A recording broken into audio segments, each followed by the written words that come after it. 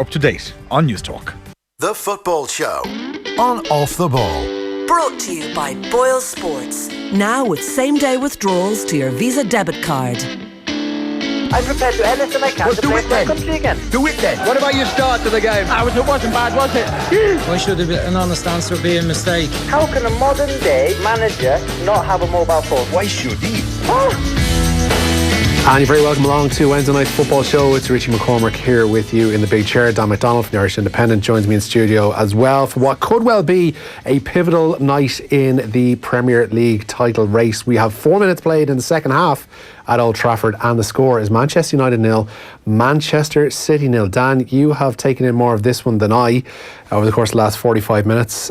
What have people missed if they missed the first half? Yeah, I suppose it's been absorbing is sometimes a word that's used for a nil-all game that hasn't had loads of chances in it. But just because the stakes are so high, there's just natural there's a tension around it. But Manchester United started the game pretty well. You know, they're probably maybe the better side early on and had a degree of pressure without necessarily having outstanding opportunities. 20 minutes before half-time, City well on top. And it's funny, like we talked with Miguel beforehand about even concerns about Manchester United's fitness and so on, that they were actually just dropping off a bit as the half went on. There seemed to be a lot of space in midfield for City to operate. They were almost like a team that's just been under pressure, and they were naturally falling back, retreating a small bit, just because the body wasn't up to it, you know. And Sterling had the best chance. He did very well to sort of wriggle into space just before half time and just couldn't quite get enough power in the shot, and it's sort of the sting was taken out of it. But we're watching Fernandinho go off here. But it was just you know, it was pretty scrappy early on. Like, City definitely looked a bit jittery, a bit nervy, just gave the ball away at times, simple passes out of defence, just making mistakes that players of that calibre shouldn't really make. And United were just sort of industrious, and Ashley Young sort of, you know, defending sturdily. But I see Sané coming on now. But looking to put the boot down here, City. When you're taking off Fernandinho, who is looking like he's after shipping a knock there. Leroy Sané's after coming on instead, just 5 minutes into the second half.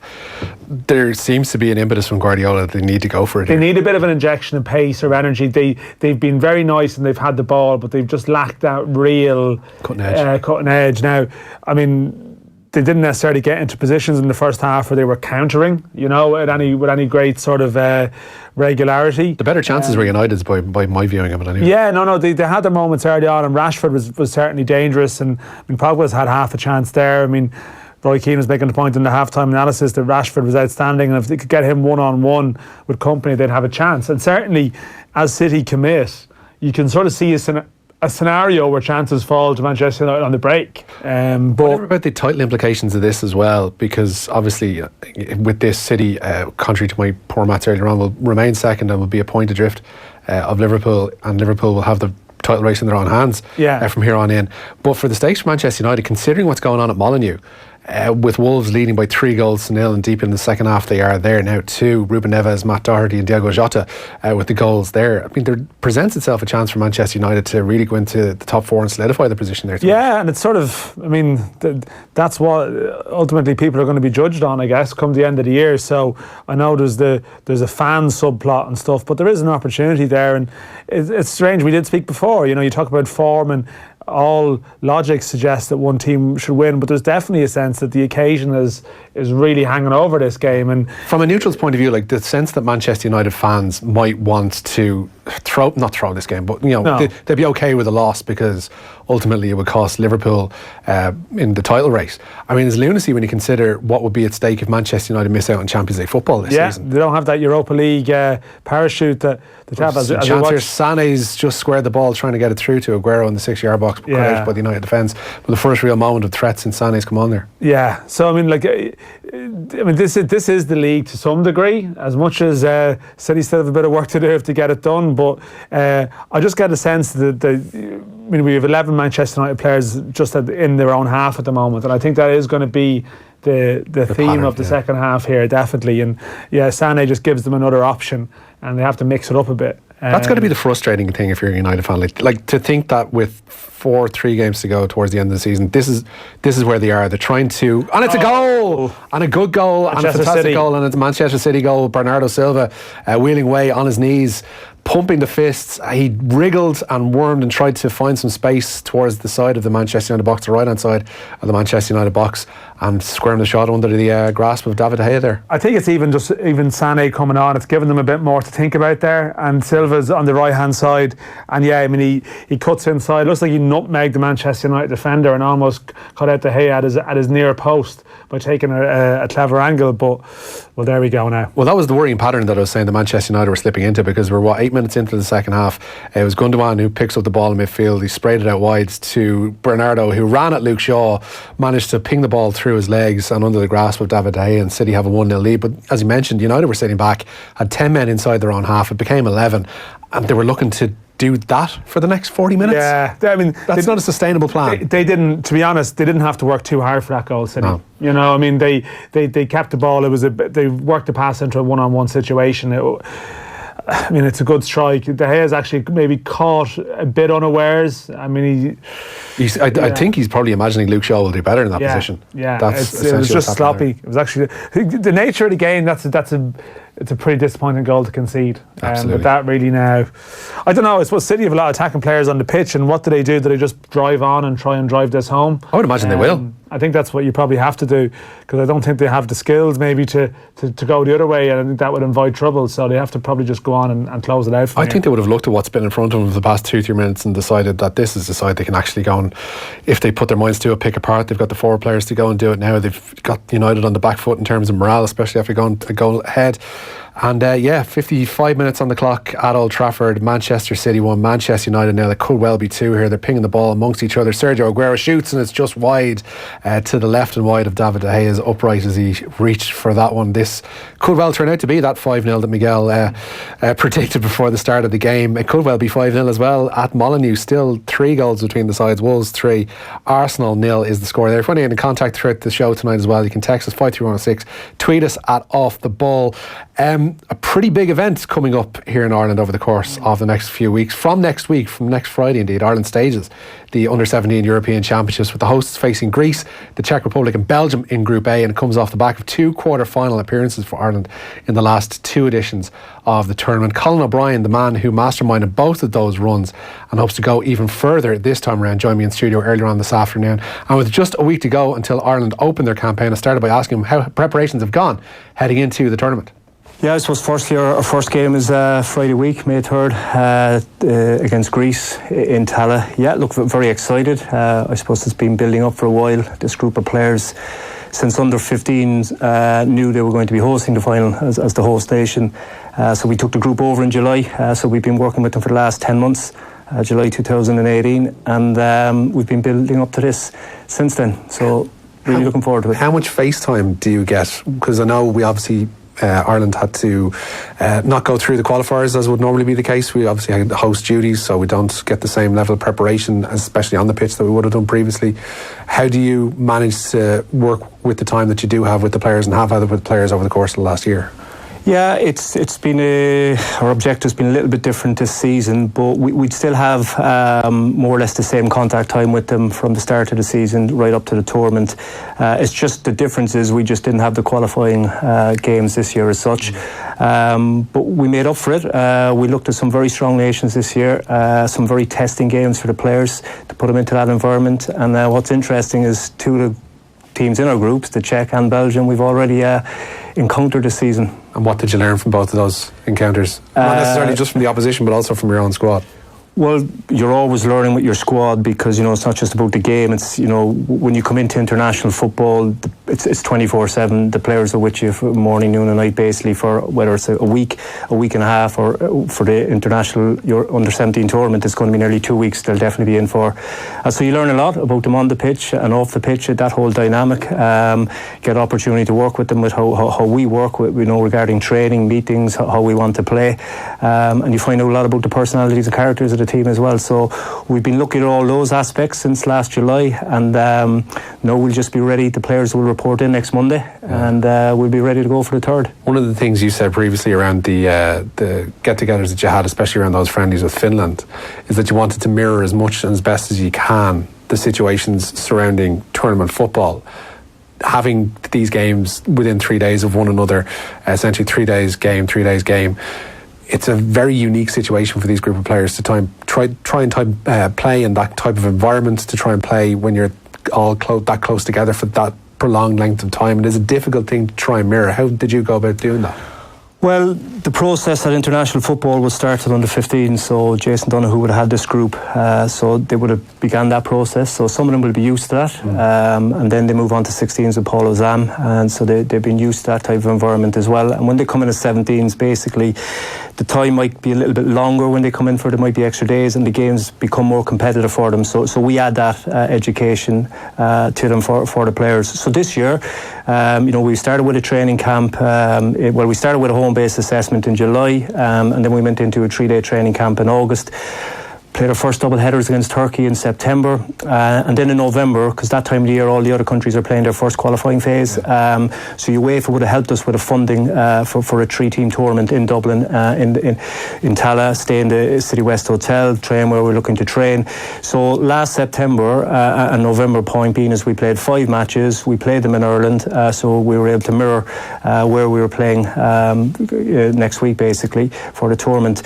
Come February then, we would have brought the squad away to Spain, which is good. You get a little bit more extra prep with them. Played Belgium and Poland out there.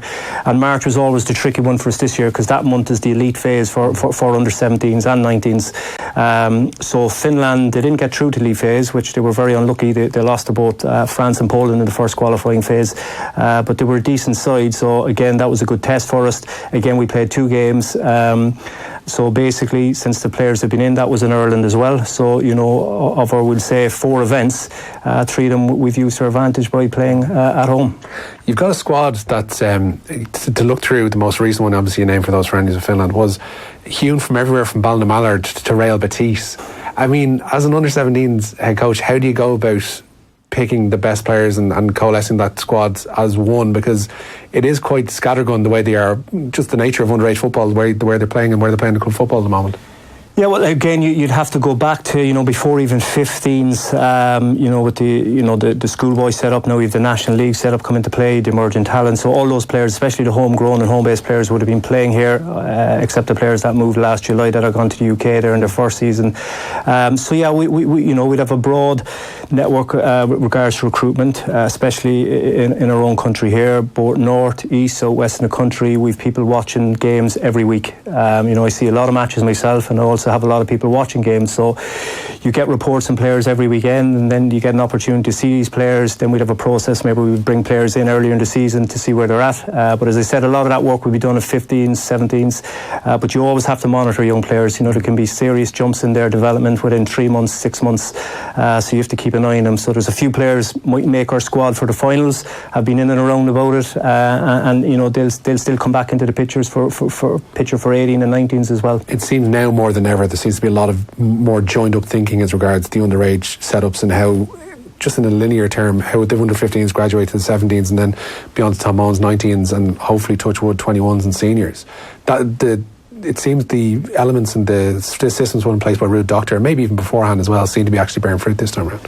Yeah, well, there was some systems in place before Ruud joined us, and then Ruud has added a lot of stability to it, and it's great for us to have someone, in Abbottstown with a football thinking as well, that we can go to, with our issues or with our problems, and basically, we work together as a team. There's no one gone off on their own solo event. 15s, 19s, 17s, 18s, 21s. Mick has been involved with us since he's come in as well. So there is a lot of joint up thinking. We share ideas, insights, give a lot of feedback on how a lot of our games, our developments have gone with each squad. So working with a lot of talented people, very skilled and very passionate about Irish football. Yeah, I was reading somewhere as well, there's outside coaches come in and you offer them to come in and analyse the games on your behalf and see what they can learn from them. That obviously is probably going to be a two-way street in terms of coaching. They're going to learn a lot, and you're obviously going to pick up an extra pair of eyes on the squad as well. Yeah, absolutely. Whether it's the 15s or 16s, especially if the teams are playing at home, a lot of the international managers will go to those games as well. And so we just have very good communication between each other, and that's really important. And what did Mick think of the setup when he came involved? I think he was very impressed. I think, since he was involved, where he was known, what he saw. I think he was very impressed, and he also gave us a presentation recently regarding the senior team, which is really important for the whole line, as he said. Yeah, it's going to be a massive boon. Looking at the tournament itself, you mentioned that we have prior knowledge of a couple of the teams from recency in terms of the games, but setting into that first game of Greece Friday week. I mean, you mentioned before how opening games of tournaments and opening games for the hosts in particular can go one of two ways. They can be really open and expansive, and you can see, like, the one that always brings to mind when I think of open expansive is that Germany-Costa Rica game in 2006, which was like 4-2 and just mental. And then you have another one that's 0-0 and stodgy, and everyone's nervous, nobody wants to put a foot wrong. How best do you kind of coach, especially mentally, the players heading into that first game on Friday week? Yeah, well, we've been prepping them throughout the season for that. Obviously, the prep will go up a little bit more once they're all in next Monday. Now we'll start our first pitch session on the Tuesday, and it'll be very much building to that first game. So you have that kind of balance of, yes, the opposition, the players nowadays, they want to know a lot about them, but also you have to focus on yourselves. So you have to have that balance for the players.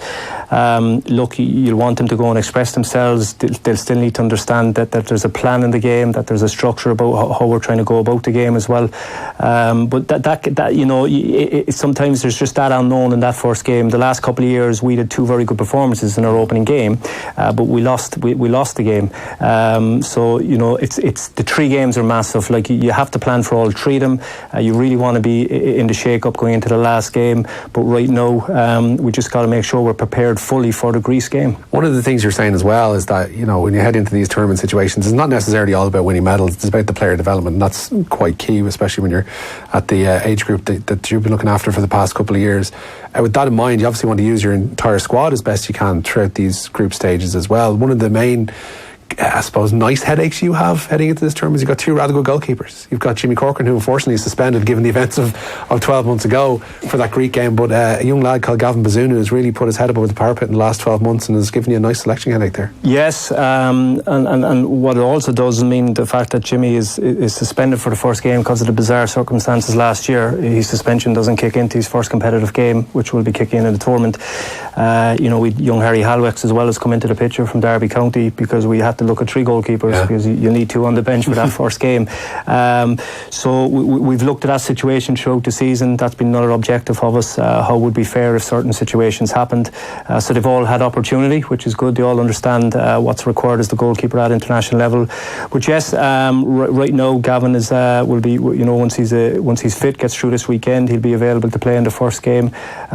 So it's important you go in with a good goalkeeper into the tournament. When are you naming your final squad itself? Monday.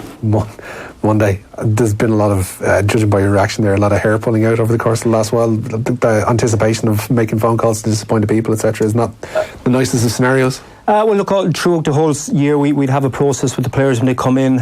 We'd be very clear with feedback. The way analysis is now, players are, they learn a lot by visual. We say aids, but you have that feedback. We're very honest with them, but also players that might make a squad, as I said earlier, it's not that they're out of the picture, they just mightn't be ready right now. And I've seen that with a couple of players down the line, and now I see some of them progressing with the under-19s. So they got to persevere, those players, but also we've cooperation and we'll say communication more so with the clubs that those players are involved with, because they've got the contact with them, they've got the more day-to-day stuff. So we provide feedback to the club coaches as well, which is really important for that player's development. When you mention them learning through visual aids, what kind of stuff does that take the form of? Personally, I just see the game, like just the analysis, the match, the videos.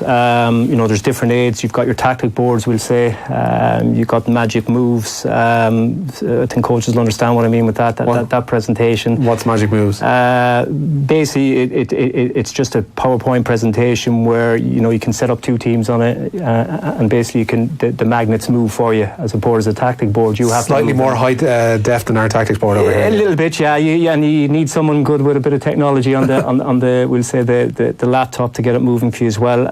But the big thing for me, the players, they still look at the game when you have the video up for them, and whether it's their individual, whether it's something with them in a unit as the team, that's where they learn a lot. And then the practical side on the pitch, the doing side of it, that's really big for them. So they're the areas that they get a lot of education on now. When you name that squad, one of the players who I think still qualifies for the age group is Troy Parrott. A lot of people would be interested to see if Troy's going to be involved this time round. I don't know if you've spoken to him about it, if you've spoken to Spurs about it, about whether or not he can be involved this time round. I'm not looking for a spoiler necessarily, but is there a chance that he could still be available to you? We still haven't had the exact decision on it. Okay. But we yes, to answer your question, we have spoken to Spurs, but it's a little bit more complex. But you will know on Monday. Okay, we'll know on Monday. Not looking for many spoilers on that front. We have to touch on what happened 12 months ago as well, because I think a lot of people, when they may have last seen you on camera, was that post-match interview with Tony O'Donoghue, whereby you were probably the most composed human being in that stadium. Even our senior manager at the time mightn't necessarily have had the same composure as you at the time. A lot of people would have taken a lot of heart from that in the sense that this guy's looking after our under-17s, and that's kind of the attitude we want to see. Whereas even if something catastrophically weird goes wrong for the side, that the guy looking after everybody has it down, says, listen lads, this isn't the end of the world, this is merely another step in our growth and our progression and our human evolving as well. That moment for you as well must have been a rush of emotions while you're trying to, I suppose, sum up what had just gone before.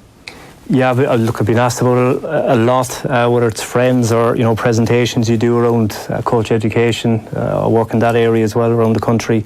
But you can see why. I mean, it was most people will be ranting and raving. People in a senior position will be going mental, but you were a vision of calm, but in the right way. Yeah, look, I just felt that look, it was a bizarre set of circumstances. I think that everyone would agree on that.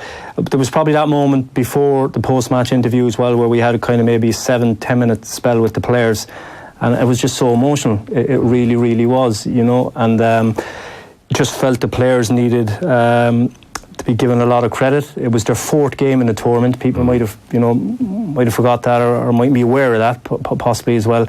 And they were excellent throughout the tournament. How they played, how they represented, and how they actually performed throughout the season. They were really, really good. And the same with the squad that went before them the year earlier. So no, that's just how I felt. Yeah, there was all sorts of emotions going on. But in a broader view, there was a lot of encouragement I saw from those players, because I'd worked with them throughout the season. And it kind of leaves you in an ideal position as well, given the fact that this tournament is at home, that you can kind of harness that good feeling from home and get people. Because let's face it, I don't think we've hosted the under-17s since 94. I think yeah, something I think one of the earlier. And just generally, like the idea of an Irish player playing a tournament of international football on home soil, for whatever reason, given the size of the country, given the performances of the senior sides, etc., doesn't happen every year. Mightn't happen again in these guys' career. So it's something for them to treasure, but it's also something for the public to take hold of. Yeah, I think you're hitting a lot there. To the public, I suppose this is a massive event for the players. It's the biggest international event they can play in Europe for their age group, which is U17s. It's a big platform for them. If people are interested in research and looking at players that played, going back many years, from different countries, there's been some excellent players playing it and gone on to play, at a high level within the game. So that platform's there for them. But to play at home is really, really special. We're going to embrace it. You know what I mean? We're not going to be putting the pressure on the players. We're really going to embrace it. We want them to really seize the opportunity, grasp it. And the support, Irish support normally is really, really good at coming out and supporting their teams. And we'll be asking for that as well. We'll need that 12th, 13th man, because the 3 games in the 7 days is pretty demanding. Yeah. And the players, I know they'll really, really appreciate that support. And hopefully the people will come out and watch us. And it's set up nicely for people to do. Under-16s get in free. It's a $5 for adults. I mean, you can't ask for fairer than that, I guess. I think so, and I think what I'm hoping to see is a lot of young faces there, because there's players playing the game, maybe 9, 10, 11, aspiring to be an Irish international player. They're going to see a high level tournament of the best in Europe on their doorstep. Come out and support us. Watch the teams, come and support Ireland if you can get to see other teams, so you can see the profile of players, how other teams play, the level of the game, the demands of the game at that age group. So I think it's a great opportunity, even from an educational point of view, for young players and coaches that are working with the youth. I'd encourage them to go and see games. And listen, after the last 6 weeks we've had, I guess it's a nice chance for a good Irish football story. 100%. Look, we're fully focused on this. Staff, I know, and all the players, they have to play a lot of them are playing their last round of league matches this weekend, so hopefully they'll all come through that fine and get them in on Monday, and we'll be ready to go on the May 3rd. Very good. We wish you all the very best, and all the best in the future endeavours as well further on. I know you've been 3 years in the job. Is there appetite to continue on beyond this point, or? Look, we're just delighted to be contributing to the international setup at the moment with the youth setup, and this group now is just taking up all the focus. Yeah, I can see the smile on your face. You're actually relishing, looking forward to these next couple of weeks. 100%. Yeah, brilliant. Colin O'Brien, thanks so much for taking time out to speak to us tonight. Thank you. Really interesting guy, Colin O'Brien. And Ireland opened their campaign against Greece on Friday week at Tallaght Stadium. Manchester City 2, Manchester United 0. Dan, the score. And that introduction of Leroy Sané has really changed things. Yeah, I was just a straightforward goal to some degree. I mean, City breaking through the middle at pace, and Sterling fed Sané on the left side. Powerful left foot shot. De Gea sort of went at it with his feet. De Gea's going at it as if he thinks the ball is going to go across him to his left, but has to correct mid-save and ends up trying to save it with his foot, and ends up which looks poor, ricocheting in off him. So it was poor. Darmian pulled out of shape a bit. It was just poor on a number of levels, but United don't even look close to getting. No, they could shut my mouth straight away. With Rashford trying to find Lukaku, who's been brought on, he's trying to find himself some shape and some space in the box, but ultimately it goes out. And Lingard had a chance at 1-0. We should say, just the ball sort of across the goal. He just couldn't quite get a connection on it. But otherwise very dominant City. Arsenal pull one back at Molineux, though they are into injury time there. Wolves 3, Arsenal 1. Socrates Papastatopoulos with the goal there. More, including an interview with James Collins, coming up after this. Football on Off the Ball. Brought to you by Boyle Sports. Now with same-day withdrawals to your Visa debit card. The Pat Kenny Show. On tomorrow's programme, the story of the US Navy SEAL accused of horrific war crimes in Iraq. Dermot Good on getting the best value from health insurance, and comedian, now debut novelist Colin O'Brien in studio. The Pat Kenny Show. With MasterCard. Tomorrow morning at 9. On News Talk. Business is changing, which is why at Ford, when we say our commercial vehicles are built for business, we mean it. Our new Transit range is still tough, still powerful, and always dependable. But it now has the brains to match its superior brawn, with an even wider range of innovative features, smart technologies, and greater efficiency. It's designed to work as hard as you do. And with Ford Innovate driving better value, you can get 3.9% APR, a 5-year warranty, and a €2,000 bonus on the new Ford Transit range. Your business deserves the best in the business. Choose Ford Transit, the future of commercial vehicles. Order now at your local participating Ford dealer and register by April 30th. Ford. Go further. Terms and conditions apply. See Ford.ie for details.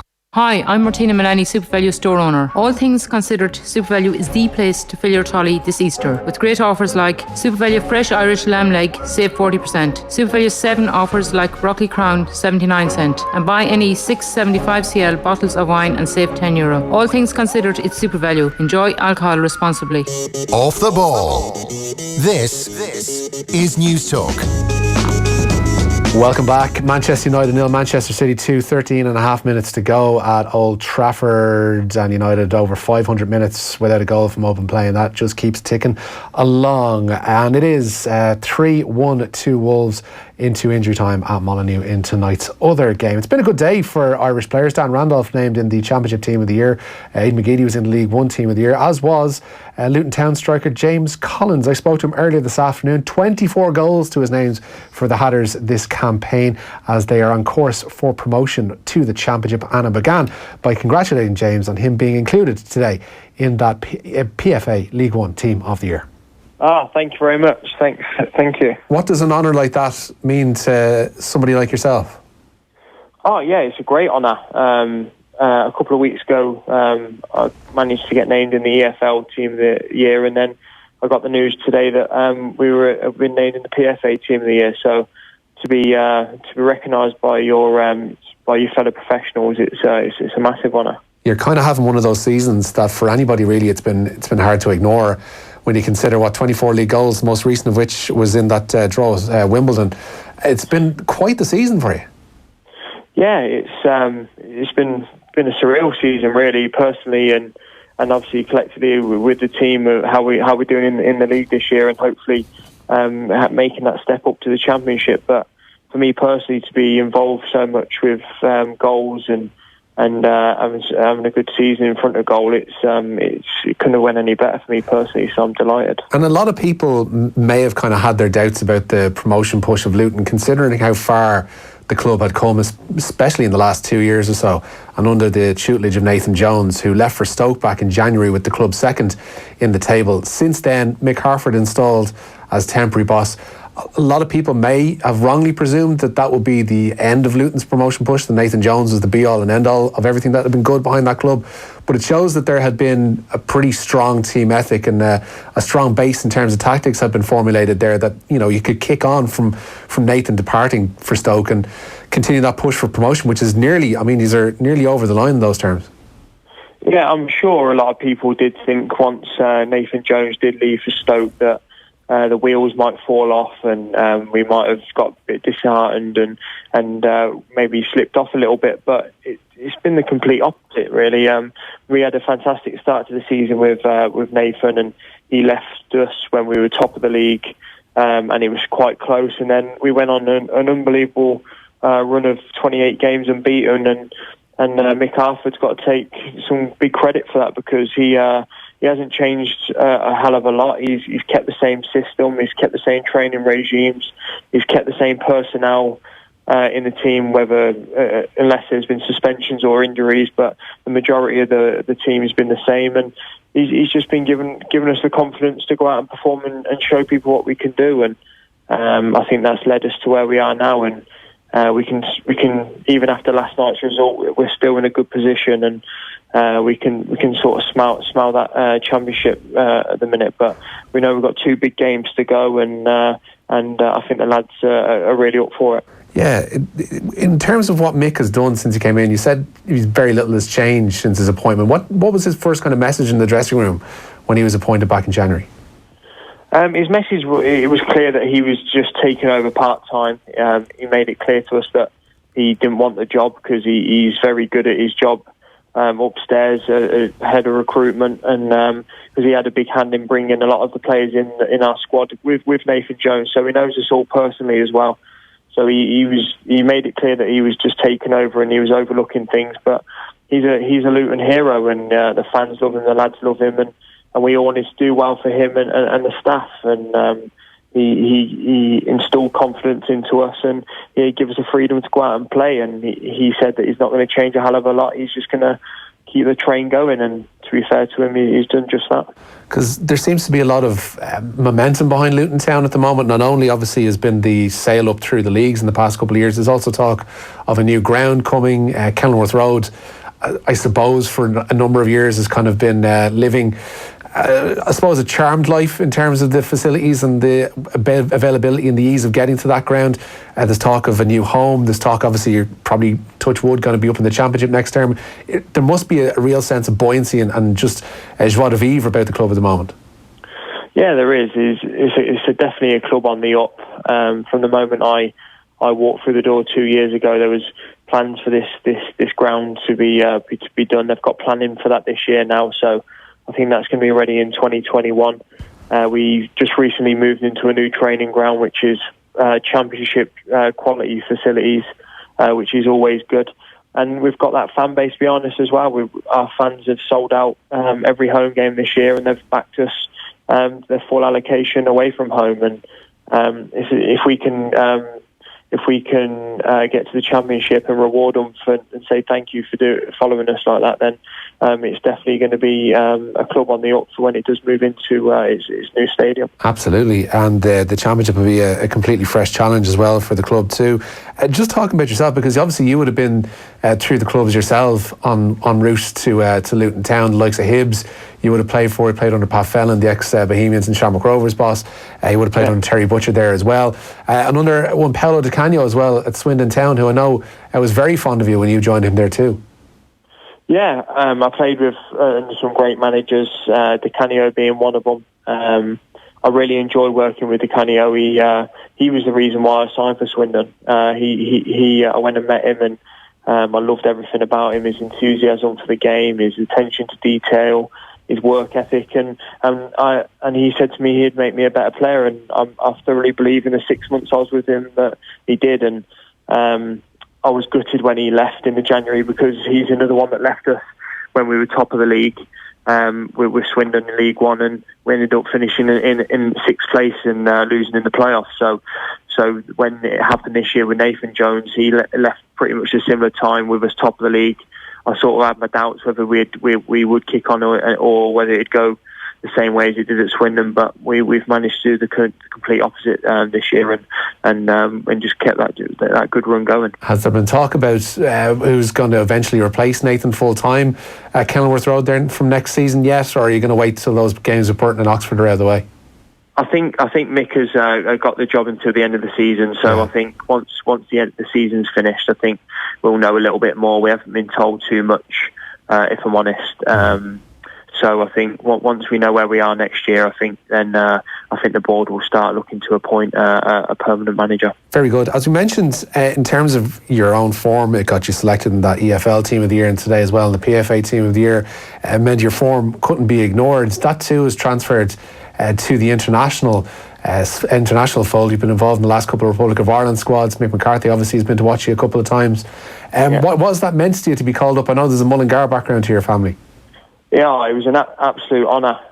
When I found out that the Ireland staff were coming to the games, I just tried doing the best I could, and I tried to just not changing too much and sticking to my game. And I think every time they came to watch me, I managed to score, which was obviously a positive for me. But once I got that call up, once I got in that preliminary squad, I didn't want to get my hopes up too much, because I didn't know if I'd make the final cut. But once I made that final cut and got in the squad for the qualifiers, there was not a happier man on the planet than me, because I'd started from the bottom. I've worked my way up, and to be recognised by your country and get that call up for the first time, it's such an honour. And it was a fantastic experience being away with the squad, seeing how them high quality players train and look after themselves and go about their business day by day. It was such a good experience, and I loved every minute of it. I want to know, how Irish was the household growing up? I believe, is it your mum's side? Is the Westmeath? My mum's from Mullingar, so lots of Joe Dolan in the house as a kid, was it? Pardon? Lots of Joe Dolan tapes and CDs in the house as a kid. Yeah. So she's my connection, and she was a proud mum when it happened as well. Yeah, and just being in around, like, what kind of a manager is Mick to work under, and the setup there with Terry and with Robbie as well? Oh, it was fantastic setup. I think I was going into a new camp, but all the lads that had been in the squads previously, it was a fresh start for them too, because it was the first camp they'd ever been in with the new manager and the new staff. So it was all sort of everyone was having a fresh start, and the manager had new ideas. He had a great work ethic. Training was to a high standard. It was tough. It was good intensity, and then you've got obviously people like Robbie Keane, who's got the utmost respect from everyone in the squad, and that quality, and just learning from him day to day was surreal, and I really enjoyed it. We've suddenly found ourselves in from a period where obviously we're found goals hard to come by on the international stage. There seems to be a lot of forwards, particularly in the Football League, performing really, really well. When you think of how Callum Robinson has come back from his injury at Preston, we've seen David McGoldrick and the work he's done at Sheffield United, a kind of a last-minute signing there this season, but has really, really impressed. And then yourself at Luton, add into that, Shane Long suddenly started scoring goals again. Michael Obafemi at some stage will come back from injury. It's a really, really healthy mix of strikers we've got at the moment. What can you do to stand out, do you think, to Mick and to the others over the course of the next year or 18 months? Well, you've just mentioned some fantastic strikers there, and they're all playing at a great level, and they're all doing really, really well. And I think for me, all I can do is just keep scoring goals, and hopefully get Luton into the Championship. And then if I am playing in the Championship next year, then it gives me a chance to have a crack at a higher level. And if I can manage to succeed at that level, then I think that will give me a better chance of staying in and around the Ireland squads, because all the people that you mentioned there all do play in the Championship or higher, and I think that always is an advantage when you do that. So all I can do is concentrate on Luton Town and keep my performances to a high level, and keep hunting in the back of the net, and then what will be will be. You seem to have from somebody who's obviously been around a few clubs now at this stage, you seem fairly at home at Luton. That's the sense I get from you at the minute.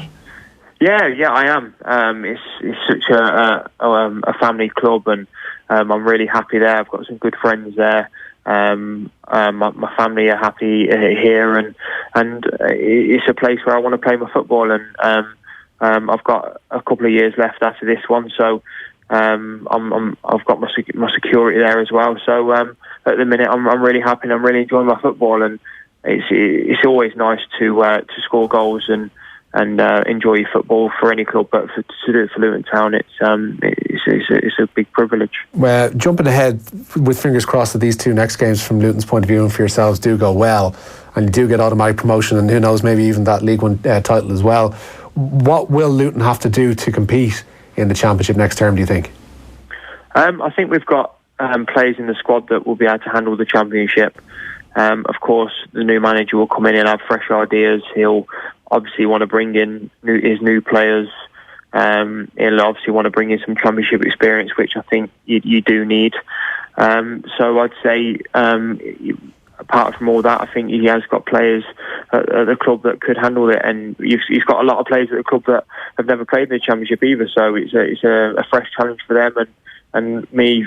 I'd back any of my teammates to make that step up, definitely. Well, James, it's been a remarkable thing to look at your form this season from afar and see those 20-odd goals that you've bashed in so far for Luton, and who knows, maybe in these last two games as well, there might be a couple more still to come. Congratulations. Yeah, congratulations on your sundry awards. Your mantelpiece is going to be groaning under the weight of them over the course of the next few weeks, so well done there. Thank you very much, mate. It was a pleasure. James, thanks so much for joining us. Top man. See you soon. Well Bye. Done. There you go, that is James Collins, the Luton Town striker. Quite the season he's had. Manchester City are heading back to the top of the Premier League, Dan. They lead by 2-0. Stoppage time awaits at Old Trafford, and United really haven't laid a glove on City. No, it's game over. It's junk time here. Yeah, absolutely. City just have to see this one out from here on in. Possibly, it's been pointed out by a number of people, the game of microcosm, 5'7" Raheem Sterling beating 6'3" Paul Pogba to an aerial challenge. That's how it's been for United tonight. Not a good night either for Arsenal fans. They've been beaten away to Wolves. Let's hear the full-time report on this one from Clive Edwards. Full-time at Molineux, it's Wolves 3, Arsenal 1. Socrates got a late goal in the 79th minute for Arsenal, but it wasn't enough. Wolves scored 3 goals in the first half from Neves, Doherty and Jota, and Arsenal never really recovered from that. They had plenty of possession, did the Gunners, but they just lacked quality up front and were too careless in midfield. It's finished Wolves 3, Arsenal 1. Spotter's badge to Dan McDonald, the Tears for Fears fan who spotted Everybody Wants to Rule the World in the background. I think they played that twice before kick-off on Tala last night and the hour before the game. Heard on several occasions. Getting ahead of themselves? I don't know. Fat lot of use it did them there. We'll pick through the bones of this Manchester derby after this. Off the Ball on News Talk. Welcome to university as it should be. Championing learning as it should be. Giving free rein to the human desire to seek, to discover, to understand. At Maynooth University, we are younger. We are freer. We are faster. From Maynooth University, you can go anywhere and become anything. Maynooth University. No bounds. Postgraduate applications are now open. Learn more about our master's and doctoral programmes at maynoothuniversity.ie. This week at Dunnes Stores, our baby event is now on. You'll find all things baby with half price on Aveeno baby toiletries and on Pampers Essential Pants range. And save even more with our €10 off every 50 grocery voucher. Dunnes Stores. Always better value. See online for terms and conditions. Minimum spend required. Kira, get out of the shower. That hot water doesn't pay for itself. Imagine someone that actually does what you ask. Alexa, ask Climote to cancel Boost. Switch to SSE Airtricity for a free smart home bundle, including 2 Amazon Echo devices and a Climote heating control, plus 10% off your electricity. For more, go to sseairtricity.com. This is a great deal. This is Generation Green. Estimated annual bill €1,030.47. Offer from October 5th, 2018, subject to availability. 1 year standard unit rate discount for new home electricity customers on direct debit and e-bill. Rates valid from 3rd of December 2018, subject to change. For details, terms and conditions, rates, EAB, exit fees, standing charges, see sseairtricity.com. That's cinematic. In 67 family-owned expert electrical stores, this is too. Samsung's flagship QLED Q90R TVs deliver the ultimate 4K experience. Genuine cinematic colour made from over 1 billion shades. Ask your local expert about the new Samsung QLED range or visit expert.ie today. Bring this blockbuster home. Off the ball. This is News Talk. A minute of injury time remains at Old Trafford. It's Manchester United 0, Manchester City 2. And a lot of sides have been made look very average by Manchester City this season, Dan. The problem is for Manchester United, they've got the players to suggest on paper, and we talk about Manchester United on paper an awful lot, that they should be closer than they have been over the course of these 93 minutes plus. Yeah, I know that, to be fair, they did name, I suppose, would you call it experimental side, or certainly there were some players involved, I mean, who haven't been involved in some time. So maybe on paper in terms of tonight, but I suppose just as the club overall, with the talent that they have, they shouldn't be in a situation where they're losing 2-0 at home, the ground is emptied out in the last couple of minutes, and it's like a team that's not, it's like one of these games we were speaking about off air, where a team that's lower down the Premier League just gets beaten by the higher level force, and it's like, well, there you go, you know what you expect. It's going to leave them 3 points off the Champions League places at this moment in time, and they don't look like they deserve Champions League football based on the displays in recent weeks, and I suppose you could say before Solskjaer's arrival as well, and especially in these last couple of games they just look so flat, so poor, and just bereft of ideas. Yeah, and I don't know how they necessarily lift it. I know that obviously Arsenal have thrown it in again tonight, and that's given them sort of a bit of hope, and I mean Chelsea very, very uninspiring at the moment too, so maybe they can fall across the line, but given the belief that there's going to be there's upheaval coming in the summer anyway, they're heading back into what's now a sort of familiar state of crisis, really. There's an entire new back four needed there.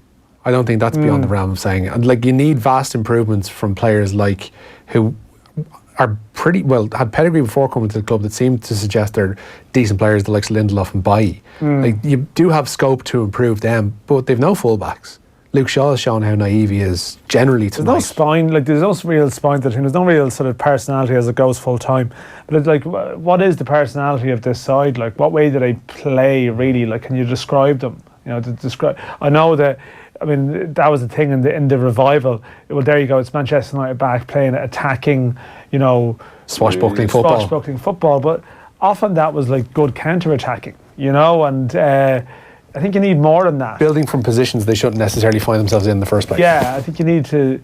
You look at the template that's been laid out by teams that can control games with real quality, and they don't really look to have those attributes. And I don't think it's just an easy fix here. You know, I don't know how you bridge the gap. There's a lot of work needs doing there. It's not just one summer's work either. No. Hand held up by Paul Pogba. He looks almost apologetic as he heads off the pitch. There's been a steely glance and gaze from Ole Gunnar Solskjaer from the sideline with his arms folded for the last couple of minutes of that match as well. Pep Guardiola, obviously enough a happy man, despite the fact he's wearing that ratty cardigan / coat. It's a lucky coat. It must be at this stage. They're back on top of the Premier League. They've got 3 games to go. They just need to win these 3 games, and they're home and hosed as regarded winning back-to-back titles. The first of those games is this Sunday. It's away to Burnley. Then they've got on May the 6th, the bank holiday Monday, they're at home to Leicester, and then the final day of the season they are away to Brighton. The question is where you see Manchester City dropping points from here on in. I think if you're Liverpool, you probably want Brighton to be in relegation bother going to the last day of the season. Yeah. I think if Brighton manage to do enough to stay safe in the meantime, that one's gone. I mean, Leicester has ability in the side, and Burnley, let's give a cliche about it being a tough place to go. Yeah. You know? But they did get turned over by City in the Cup, didn't they, the last time they met? But given what they've shown, particularly in the past 2 games, with that win over Spurs on Saturday, given that they had to overcome the mental, I suppose, blow of going out of the Champions League to the same side, and the exhaustion of having to play them again within 3-4 days, and now to come to Old Trafford and win without even having a glove laid on them. Well, they will. I mean, Liverpool will be Huddersfield on Friday, so they will still be in that catch-up scenario again on Sunday, and that still must be mentally draining. Like, when you have that hanging over you in every match, and we'll see what the Fernandinho situation is, see what the De Bruyne situation is. You know, they may not necessarily be able to start the game with the side they finished it with tonight, you know, for that particular type of challenge, but you might just be clutching at straws there to look for negatives, when really they should do it. It's a bottle job if they don't do it now. Now we're into bottle job territory. I think if they don't do it now, it is. I mean, they have the ability to, like, in all normal circumstances, like however many times out of 100 should they win the games that are coming up? Yeah, no, it's a bottle job territory in the sense that, like, yeah, you're right. If they've beaten Spurs and Manchester United, which on paper, when everybody looked at the run in, we're like, oh well, they're the two games. It's not a bottle job if you drop points in those games. So I wouldn't ever subscribe to that. But I think if you drop points at Burnley on Sunday, and that costs you the league, it'll be remembered for the story of the season will be one game. It won't be anything else. Whereas from Liverpool's perspective, it won't be one game that defines their season if they lose out. It's just collective drop points at times, but really they didn't do a huge amount wrong. Whereas if City throw it away from this position now, it'll be one game. Dan, it'll always be one game. Thanks very much for coming in tonight. Thanks for spending tonight with us. Earlier on tonight's show, we asked you who is the leading the race to be crowned National Hunt Champion jockey. The answer, of course, is Paul Townend. And congratulations to Dennis Collins in Limerick, who wins a pair of tickets to the reserved enclosure, no less, at Punchestown Racecourse during next week's festival, and goes into the overall draw on Saturday. That includes the hospitality lunch and bed and breakfast and an evening meal in the Louis Fitzgerald Hotel. Tomorrow morning on OTB AM is live on all your social channels from 7:45 AM, and we're back live tomorrow evening at 7. We'll play some of the highlights from tonight's Punchestown preview show that's happening down at the Alex Hotel. Ruby Walsh and Robbie Power among our guests, and John Giles will be with us too to look back on tonight's Manchester derby. The great Tom Dunn is up next. I've been Richie McCormick. Till next time, good night.